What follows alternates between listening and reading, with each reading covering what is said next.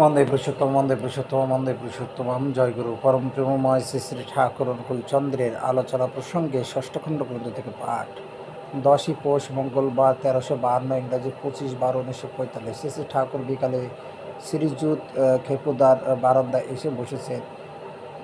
যেখানে যান সেখানে তার প্রীতি মধুর সুখদ সান্নিধ্য লাভের আশায় ব্যাকুল হয়ে ছুটে আসে নরনারী। আজও এখানে ভিড় জমে উঠেছে। কৃষ্ণদা ভট্টাচার্য, অতুলদা বসু, ত্রৈলোক্যদা চক্রবর্তী, করুণাদা মুখোপাধ্যায় প্রভৃতি দাদারা এবং মায়েদের মধ্যে অনেকে উপস্থিত আছেন। তার কল্যাণ সুন্দর আয়ত লোচন যুগল থেকে ঝরে পড়েছে স্নেহ করুণার পূর্ণ পীযূষ ধারা। সেই অমীয় দৃষ্টি প্রসাদে ভক্তজনের মর্মতল ক্ষণে ক্ষণে অপোহ পুলক প্রবাহে স্ফুরিত হয়ে উঠেছে। সেবা সম্পোষণার সূক্ষ্ম রীতি সম্বন্ধে কথা উঠল। শ্রী ঠাকুর, যারা মানুষের সার্ভিসে সেবা দেয়, বিশেষত ঋত্বিক অধৈর্য যাজক যারা, তাদের দেখা লাগে, বোঝা লাগে প্রতিটি ব্যক্তির জীবন ও চরিত্র। কোন মানুষটা কোন কমপ্লেক্সে প্রবৃত্তিতে অফসেট অভিভূত হয়ে আছে, কিসের জন্য সে এগোতে পারছে না, কিসের জন্য সে কষ্ট পাচ্ছে, সেটা ঠিকমতো ডিটারমাইন নির্ধারণ করা চাই। সেইটি না ধরা পর্যন্ত তার প্রকৃত উপকার করা যায় না। বাঁচা বাড়া প্রত্যেকেই চায়, কিন্তু একজন এক এক কারণে আটকে থাকে। সেইটি ছাড়িয়ে দিতে পারলেই লাফিয়ে ওঠে। অনেক সময় হয়তো আর সব ভালো থাকে, যথেষ্ট শক্তিমান নয় বলে প্রতিকূল পারিপার্শ্বিকের চাপ সামলে উঠতে পারে না। সেখানে সেটা থেকে মুক্ত করতে হয়। পথ পায় না, কায়দা পায় না বলে যে কত মানুষ দুর্ভোগ ভোগে তার ঠিক নেই। হদিশের অভাবে কত লোক স্ট্যান্ড হয়ে থাকে। বেকায়দাগুলি একটু ছাড়িয়ে দিতে পারলে বেঁচে যায়। একজন দিকপাল হয়ে ওঠে। কৃষ্ণদা ছাড়িয়ে দেওয়া যায় কিভাবে? ঠাকুর, এর কোনো নির্দিষ্ট পথ নেই, যেখানে যেমন সেখানে তেমন। তবে তার মিসডাইরেক্টেড এনার্জি, বিপথে পরিচালিত শক্তিটাকে ইষ্টের দিকে রিডাইরেক্ট পরিচালনা করা চাই। এটা করতে হবে লাভিংলি, ভালোবাসার সঙ্গে ও ট্যাক্টফুলি, সুকৌশলে, যাতে তার ভালো লাগে ও সে এটা আগ্রহ বোধ করে। যাজনে তার সত্তা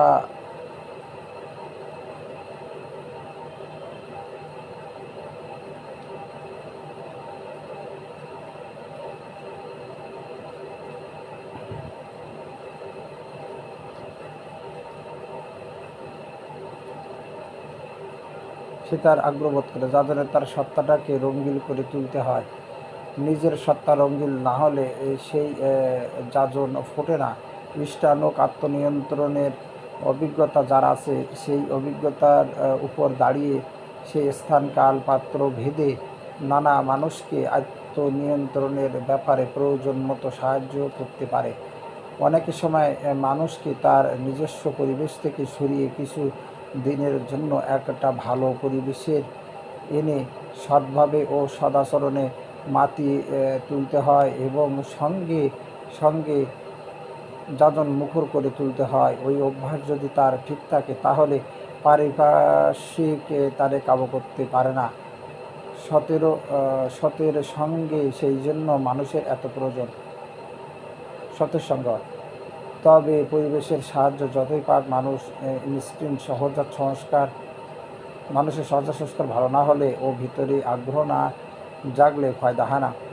অতুলদা, মনটা বিয়াড়া, বোঝে না, এর উপায় কি?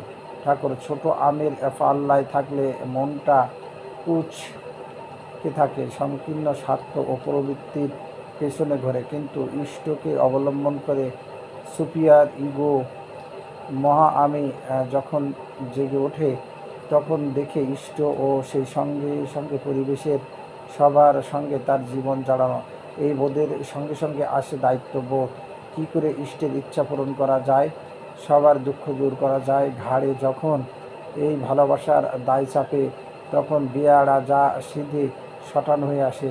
ভিতরের সপ্ত সিংহকে জাগিয়ে তোলার প্রেরণা জাগে। যে ছেলে বাপকে ভালোবাসে, বাপের কষ্ট লাঘব করার জন্য ভাই বোন সংসারের দায়িত্ব মাথায় নেয়, দেখেননি তার চলন কতখানি বদলে যায়। মানুষে একটা কিছু নিয়ে থাকবে তো, বড় কিছু যদি তাকে পেয়ে না বসে, ছোট কিছুই তার মন অধিকার করে থাকে।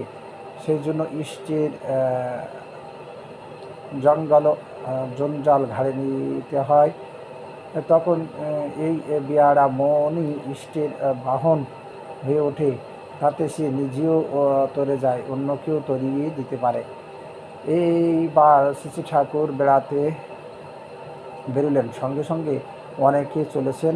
শীতের পড়ন্ত বেলায় যেন একটা পুঞ্জীভূত অলস ঔদাস্য ও জড়তার ভাব নেমে আসছে প্রকৃতির বুকে। কিন্তু শ্রী ঠাকুরের চোখে মুখে জ্বলছে এক অনির্বাণ উৎসাহের অগ্নিদীপনা।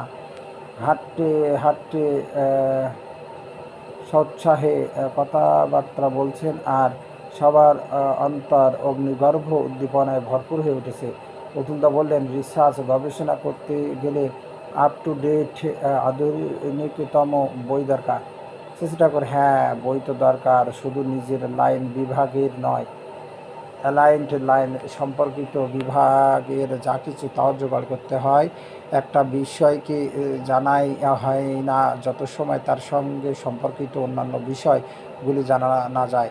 যতই অগ্রসর হবেন ততই দেখতে পাবেন আপনার কেমিস্ট্রি রসায়ন হেঁটে চলে গেছে কত কিছুর ভিতর দিয়ে। কতভাবে একটা জানতে গিয়ে কত কিছু জানতে হবে, তবেই জানাটা পারফেক্ট সম্পূর্ণ হবে। কেমিস্ট্রি, রসায়ন, ফিজিক্স, পদার্থ, বায়োলজি, জীববিজ্ঞান, সাইকোলজি, মনোবিজ্ঞান, ম্যাথমেটিক্স, গণিত ইত্যাদি বিভিন্ন বিষয়ে রিসার্চ গবেষণা এর জন্য পাশাপাশি ঘর রাখা লাগে, আলাদা আলাদা লোক রাখা লাগে।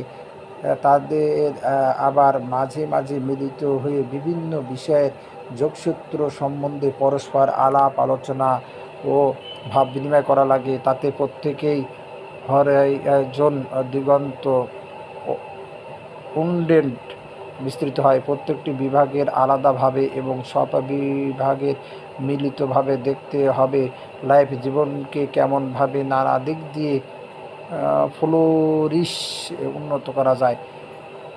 কেষ্ট দ্বারা এক সময় ওয়াইন্ড পাওয়ার ডাইনামো, বায়ু চালিত ডাইনামো করতে চেষ্টা করেছিল, অনেকটা সাকসেসফুল কৃতকার্যও হয়েছিল। একসময় আমাদের এখানে কেমিক্যাল রাসায়নিক দ্রব্য ডিসলভ দ্রব্য করে ইলেকট্রিক পাওয়ার বৈদ্যুতিক শক্তি দিয়ে বিরাট এক্সপ্লোশন বিস্ফোরণ ঘটানো হয়েছিল।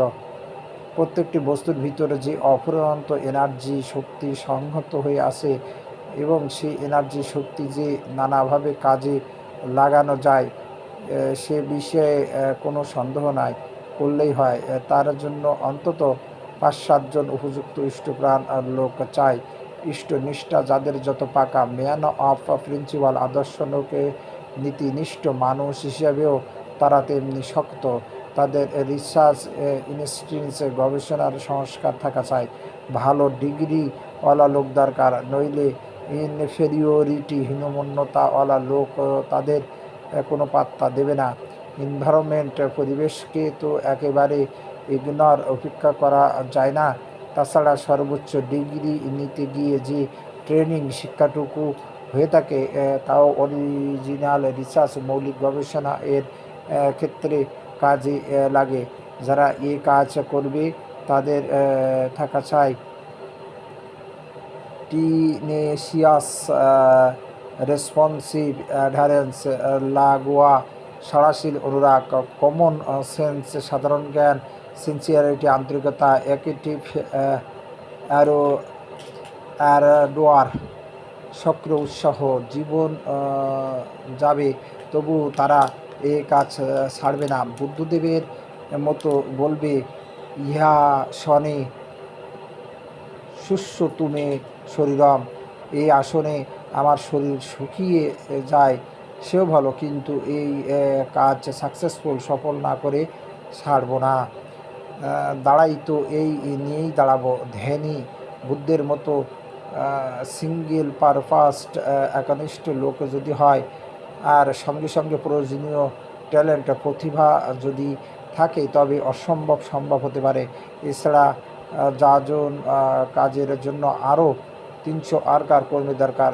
লেখা, বক্তৃতা, যাজন লোকের নানাবিধ সেবা, সব কাজেই হবে তারা ওস্তাদ। তারা পরমপিতার বার্তা নিয়ে দেশে বিদেশে ঘুরবে আর মানুষের ভিতর নতুন জীবন সঞ্চার করবে। এছাড়া নিজেদের ছখানা কাগজ বের করা লাগে, আর অন্যান্য পত্রিকাগুলির সঙ্গেও যোগাযোগ করা লাগে, যাতে তারা আর্য কৃষ্টির বিশ্বজনীন বৈজ্ঞানিক রূপ সবার সামনে তুলে ধরে লোকের সর্ববিধ কল্যাণের পথ প্রশস্ত করে। এ কাজে তাদের সবভাবে সাহায্য সহযোগিতা করতে হয়। কথা বলতে বলতে শ্রী শ্রী ঠাকুর নাট্যমণ্ডপের কাছে এসে বসলেন। নানা প্রকার আন্দোলন সম্বন্ধে কথা উঠল। শ্রী শ্রী ঠাকুর, লোভের থেকে, ঈর্ষা বা আক্রোশের থেকে কোনো আন্দোলন শুরু হলে তার ফল ভালো হয় না। তাতে লোক কল্যাণের ধুয়ো ধরে নিজেদের স্বার্থ বাগাবার বুদ্ধি হয়। নেতাদের ওই বুদ্ধি থাকলে অনুগামীদের মধ্যেও তা ঢুকে যায়, কিন্তু আদর্শের আপূরণী সেবা বুদ্ধি থেকে, ভালোবাসা থেকে যে আন্দোলন শুরু হয় তার জান খুব জবর হয়। মানুষ তাতে কমপ্লেক্স প্রবৃত্তিকে ওভারকাম জয় করতে শেখে, তাই তা সত্তা পোষণী হয়ে ওঠে। দেশে দারিদ্র সমস্যা সম্বন্ধে কথা উঠল। শ্রী শ্রী ঠাকুর, লোককে আগে পরিশ্রমী করে তুলতে হয়। পরিবারে পরিবারে নানা রকম কুটির শিল্প প্রবর্তন করে তাতে লোভ ধরিয়ে দিতে হয়। যে কোনো কুটির শিল্পই শেখানো চরকা, তাঁত, নানা রকম ফল ফুল ও তরিতরকারি বাগান, গোপালন, জাতা, ঢেকি ইত্যাদি নর্মাল কটেজ ইন্ডাস্ট্রি, স্বাভাবিক কুটির শিল্প যা আমাদের ছিল, সেগুলি ছেড়ে দেওয়া ভালো নয়। এই মেশিন যন্ত্রের যুগে শুধু হাতে বেশি দূর অগ্রসর হওয়া যাবে না, কিন্তু হাত যাদের চালু থাকবে তারা মেশিন যন্ত্রের কাজও ভালোভাবে করতে পারবে। আবার ইনভিটেশন ব্রেন, উদ্ভাবনী মস্তিষ্ক হলে ফিনার মেশিন, সূক্ষ্মতর যন্ত্র বের করতে পারবে। গৃহস্থ ঘরে একটা বুদ্ধি ভালো করে ঢুকিয়ে দিতে হয়। পার্থপক্ষে সময়, সুযোগ, জমি, যে কোনো জিনিস কিছুই যেন নষ্ট না করে, যাবতীয় যা কিছুর সদ্ব্যবহার করে জীবনকে যেন সম্পদশালী করে তুলতে চেষ্টা করে। এই নেশা যদি একবার চেপে যায়, তাহলে কিসের থেকে কি করে ফেলবে তার ঠিক নেই। অতুলদা, আমাদের রুটে ডিজিজ গোড়ায় গলত ঢুকে গেছে। শ্রী শ্রী ঠাকুর ব্যগ্রভাবে, না না, ও কথা কবেন না, ওতে আমার মন খারাপ হয়ে যায়। রুট গোড়া ঠিক আছে, এনভায়রনমেন্ট, পরিবেশ খারাপ হয়ে গেছে। এনভায়রনমেন্টাল নেচার, পারিপার্শ্বিক পোষণা পেলে আবার ফনফন করে ঠেলে উঠবে। কাজল ভাই, একটা ছাগলের কি অসুবিধার কথা জানাতে এসেছে ঠাকুর অরুণকে। জোয়ারদার বললেন, দেখ তো কী ব্যাপার। কৃষ্ণদার সঙ্গে সঙ্গে কথায় কথা শেষে ঠাকুর বললেন, কৃষ্ণদার কথায়, আচ্ছা, আর্যদের ঘরে ঘরে ভগবান সৃষ্টি করবার বুদ্ধি, তাই ইউজিনিক্স সুপ্রজনের উপর অত জোর দেয়। বংশ পরম্পরায় বিয়ে থাওয়া ও আচার আচরণ বিধিমতো চলতে থাকলে সন্ততি উত্তর উন্নতির পথে চলে, বাড়তির পথে চলে, নষ্ট হয় না, নষ্ট হতে পারে না। এখন থেকে ঠিক মতো শুরু করলে 100 বছর পর দেখা যাবে মানুষ কতখানি বেড়ে গেছে। বিয়ে, দীক্ষা, শিক্ষা, এই তিনটি যদি সমান তালে নির্ভুলভাবে চলে, তাহলে তো আর কথাই নেই। এরপর শ্রী শ্রী ঠাকুর ফিরে এসে মাতৃমন্দিরের বারান্দায় বসলেন। সন্ধ্যা উত্তীর্ণ হয়ে গেছে, আলো জ্বলছে। অতুলদার সঙ্গে কথা প্রসঙ্গে বললেন, আমার ইচ্ছে আছে ৫-৭ মাইল পর্যন্ত আলো দিতে পারে ও অন্যান্য প্রয়োজন মেটাতে পারে এমন তোর একটা বড় ডায়নামো করার। এখানে সব আছে এখন। রাইট টাইপে ঠিক ধরন এর মানুষ কতগুলি পেলে এখন মানুষ পাওয়া যায় না। তার কারণ বিজনেস ওয়ে, ব্যবসার পদ্ধতিতে মানুষ কাজ করতে চায়, অর্থাৎ করার বিনিময়ে উপযুক্ত প্রাপ্তি চায়।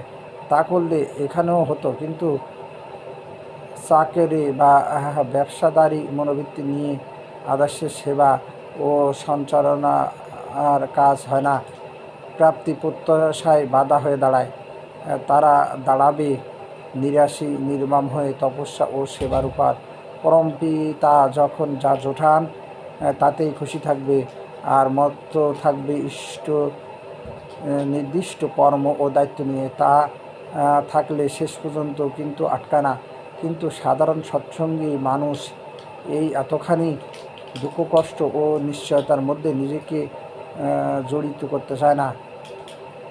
জীবকোটি হোক ঈশ্বরকোটি, দুরকম মানুষ আছে। দুঃখ হোক, কষ্ট হোক, আর যাই হোক, ঈশ্বরকোটি মানুষ ঈশ্বরের জন্য জীবন উৎসর্গ না করে পারে না। এ কাজ হলো ঈশ্বরকোটি মানুষের কাজ। ঈশ্বরকোটি মানুষ জন্মায়, তৈরি করা যায় না। গোপাল গেলে কেষ্টদা একলা পড়ে গেল। এখন বিশ্ববিজ্ঞান বন্ধ হয়ে আছে, তাই মানুষ খুঁজি দে রমা, আমার একটা মানুষ দে। রামকৃষ্ণ ঠাকুর নিজে সব জায়গায় ঢু মারতেন মানুষ সংগ্রহ করার জন্য। মানুষের জন্য আকুলি বিকুলি করেছেন সবাই। আপনি ডক্টরেট, একজন ডক্টরেটের আরও কত ডক্টরেট বন্ধু থাকে, লতা সূত্রে বেরিয়ে পড়ে। আপনি মনে করলে বিশ্ববিজ্ঞানের জন্য কত লোক জোগাড় করতে কয়দিন লাগে। আমার আরও হাউস ছিল, ইউনিভার্সিটি, বিশ্ববিদ্যালয় করব। গোত্রকারকের ঋষিদের নামে ইউনিভার্সিটি, বিশ্ববিদ্যালয় করে তাদের কালচার কৃষ্টিতে জগৎ পরিপ্লাবিত করে দেব। কোনোটার নাম দেব শাণ্ডিল্য ইউনিভার্সিটি, কোনোটার নাম দেব ভরতদাস ইউনিভার্সিটি বিশ্ববিদ্যালয়, কোনোটার নাম দেব কাশ্যপ ইউনিভার্সিটি বিশ্ববিদ্যালয়।